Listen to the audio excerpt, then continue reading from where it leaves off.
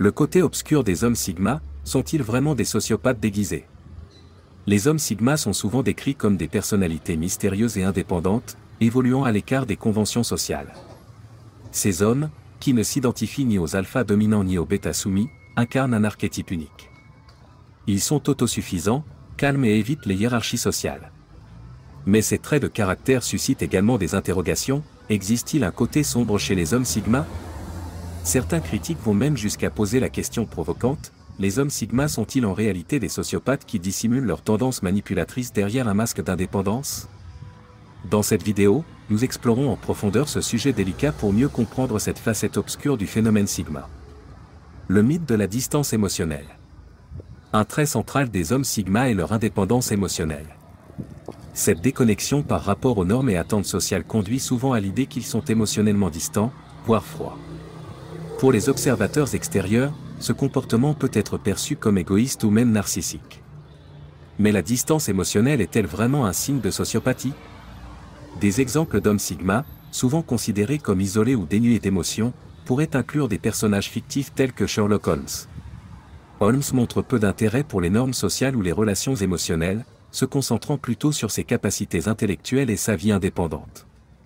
Bien que ces comportements puissent, à première vue, suggérer une sociopathie, il est essentiel de faire une distinction. Les hommes sigma possèdent souvent un monde intérieur riche et une profondeur émotionnelle qu'ils préfèrent simplement garder pour eux. Ils choisissent de ne pas exposer leurs émotions au grand jour et évitent de se placer au centre de l'attention. La frontière entre indépendance et comportement antisocial. Un autre malentendu fréquent au sujet des hommes sigma est leur rejet des attentes sociales. Alors que la plupart des gens considèrent les interactions sociales et les relations comme des éléments essentiels de la vie, les hommes sigma préfèrent agir seuls. Ils refusent de se conformer aux attentes des autres et choisissent de vivre selon leur propre rythme.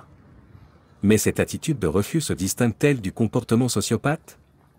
Les sociopathes ont tendance à ignorer complètement les règles sociales et les normes morales, souvent dans leur propre intérêt et au détriment des autres. Les hommes sigma, quant à eux, se retirent plutôt pour préserver leur autonomie, sans chercher à nuire aux autres. Par exemple, un homme sigma pourrait préférer travailler seul dans un environnement professionnel, plutôt que de participer à des projets d'équipe. Cette décision repose sur une préférence personnelle et sur le désir d'indépendance, et non sur une volonté de manipuler ou de contrôler les autres. Manipulation ou charme. Les sociopathes sont souvent connus pour leur charme, qu'ils utilisent pour manipuler les autres à leurs fins.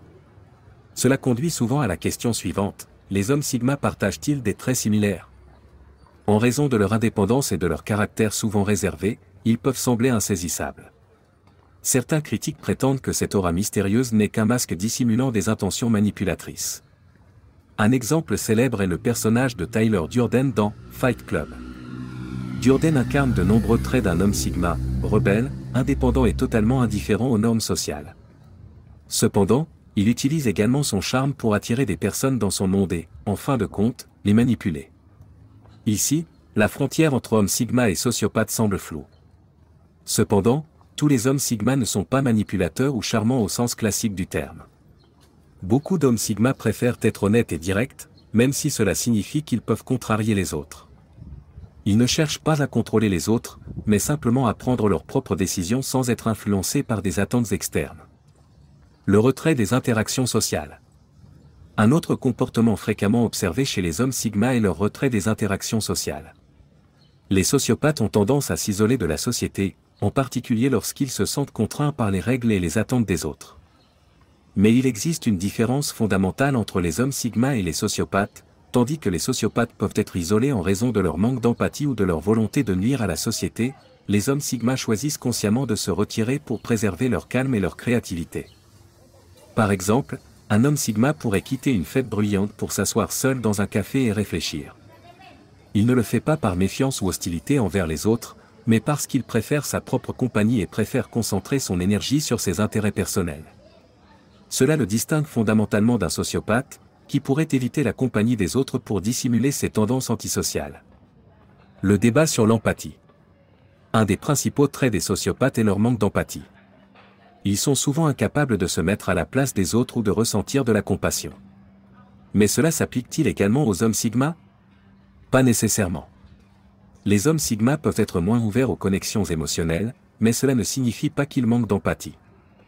Un homme sigma pourrait, par exemple, sembler silencieux et réservé lorsque son ami traverse une période difficile, mais cela ne l'empêche pas de ressentir une profonde compassion.